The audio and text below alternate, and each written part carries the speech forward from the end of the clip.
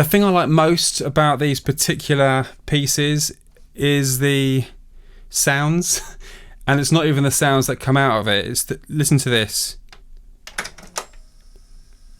Did you hear that?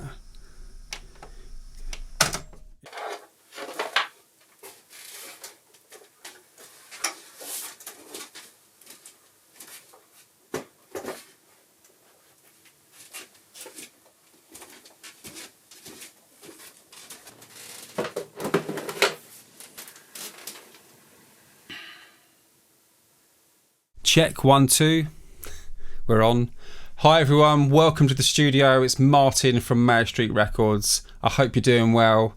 What I'm looking at here is my first ever recording device that I remember owning for the studio, and it's the gadget that got me into recording music and understanding the pathway to understanding how music can be pieced together.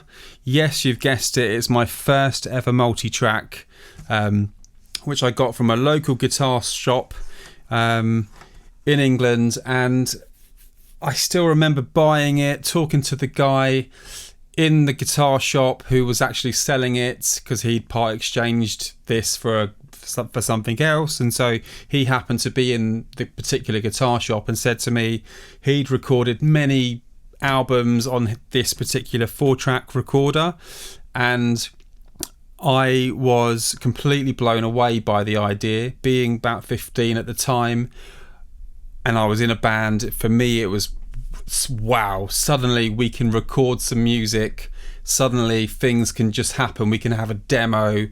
And, you know, I don't class myself that old, but when I see this and I see the cassette inside here and just how it's set out, all I feel is quite proud that I was part of this particular movement, if you like. And I know there were obviously way more movements before that in terms of recording, but humbly speaking, I can't wait to listen to the cassette I've got in here.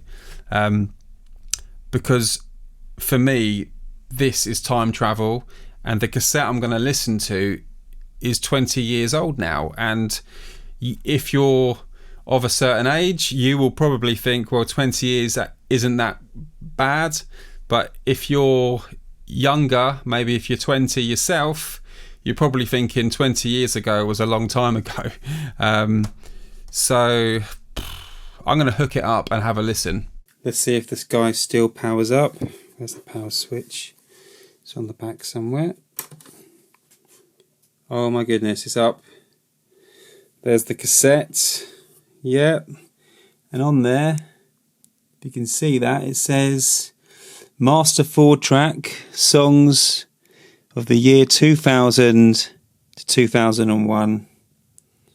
Which for me feels like yesterday. And what we're seeing here are the tracks,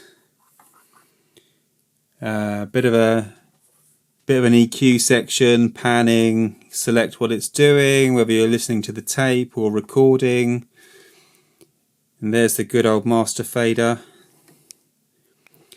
These are the transport control, if you like, play, record, rewind, and monitoring section which you could send to your headphones. And what else have we got? DBX, it's a noise reduction system, which was all the rage. Had it on and you lost that hiss momentarily. Tape speed, it's a crazy tape speed for double speed or normal play. And the pitch, which I used to call the chipmunk device, where you'd literally be able to change the pitch of the track for all sorts of reasons. But I always kept it kind of normal. And yeah, that's it. And over here, obviously the section where you would see your left and right meters, the channel meters here, and yeah, here we are. And all the outputs and bits and inputs are on the back. So dream away and do what you like. Time don't stay, it just says goodbye. Okay, so every good studio needs to have its handy bits box, and in here I've got everything from cables, connectors, microphone clips, you name it, little pads, the lot. But this is what I need: a good old twin phono to twin jack to patch in, so I can hear what's going on from here, and you can hear it as well, of course. And we can put it together. So on the output there is it's a phono out, traditional line. Let's put that there. Yeah, right and left. And when you think about it, these particular devices are no different to what's kind of out now, in a sense, but apart from those sort of like, you know, podcasting mixers are just the same as this sort of size, but it's all digital, of course, touch screens, and no cassette, as you can see over here. Wow, I don't know, that's a cassette. And it held 90 minutes, but that's there. So okay, I'll quickly patch this in to Pro Tools. So left. The thing I like most about these particular pieces is the sounds, and it's not even the sounds that come out of it. It's listen to this. Did you hear that? It's just that sound of a tape machine, and it might sound stupid, but it's just kind of that air, you know, that sound of the whirling sound of there is something happening. You just don't get that with digital, do you? Let's be honest. And I love digital sound. You've seen my studio, it's what I do now, but there's something about the mechanics that makes it really interesting, and for me very nostalgic, you know. Let's have a listen to it.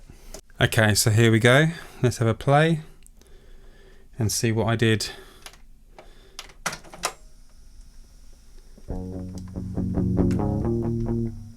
It's a guitar.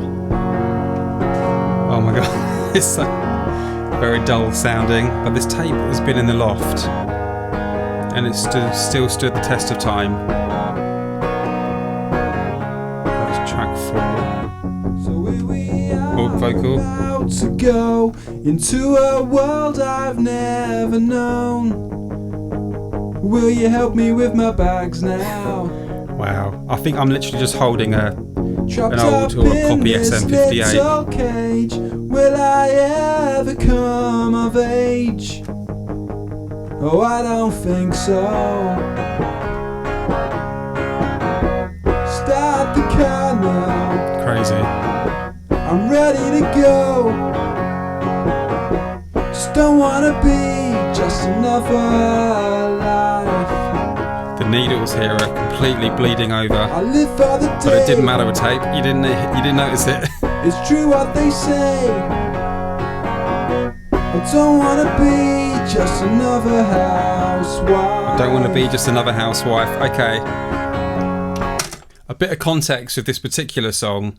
It's called Just Another Housewife, and to give you a bit of a scene, I was in Liverpool as a student. I was 19. It was the year 2000, and I suddenly got into this whole Green Day thing. A bit late possibly for Green Day, but I got into them and I was writing so many songs. It's such an inspiring place, and I had my room, I had this, I had an SM58 kind of copy microphone, and just a direct in with my electric guitar, I guess, because it sounded that way. And these songs just kept flowing, and this particular song I think I'm going to re-record, because for me it means a lot. Lyrics, things like, you know, too asleep for you to care, I never dreamt I'd see you there, still you never made it, and stuff. You know, I'm a songwriter at heart, and that to me still is in my head 20 years later. And man, just listening back to this now quickly, it is time travel. It is quite literally, well, it's not literally, but it feels like I've gone back in time. I'm back in that room. And you might notice that when you are in front of a tape machine or a desk like this, there's no mouse. I'm not looking at a screen. I'm not seeing any. All I'm doing is listening. And that is the key I always say to people when they come to make music. Listen. And in a way, with these kind of recorders, yes, the recording's dull in terms of sound and clarity, but it really was more demo purpose type recordings to quickly lay down an idea before I went out or went to bed or something. But the whole purpose of this is to, just to kind of feel, just to listen to the tone and to hope that the sound would be good. It really was a hoping stage, because you didn't really know what was going to come out. And maybe you know what I'm saying when you used to record on these, or if you haven't, that's the insight to that really. It was more, let's record it and see what happens. Let's listen a bit more, shall we?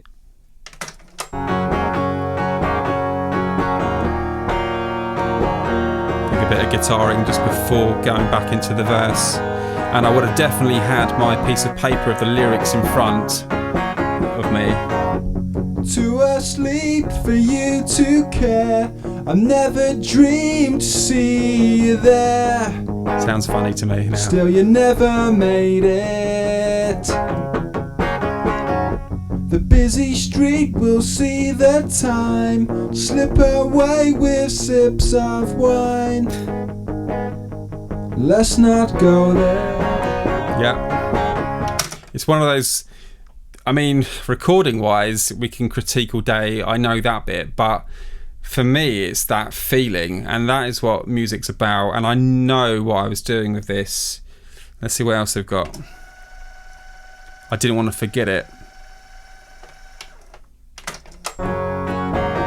I'm ready to go. Same song. Let's fast forward again. So nice having these buttons, seeing the mechanics. Oh, does it stop? Stop. There we go. On that note, okay, another song coming up. What's next? I don't even know myself. It's one of those bizarre moments. Oh wow, here's my sort of Beatles-esque era. This is called The Man on the Moon. I remember now. I had my wah-wah pedal, and I remember being so chuffed I could hear it back. The man on the moon